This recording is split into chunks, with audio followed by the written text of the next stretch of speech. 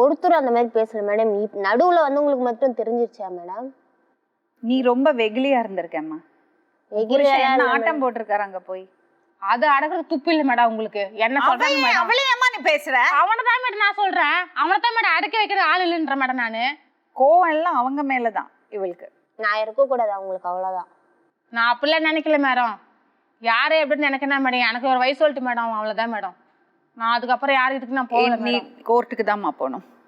நீ சட்டப்படி இதை இது பண்ணிக்கோ, நாங்கள் அட்வொகேட் ஏற்பாடு பண்ணி கொடுக்குறோம்.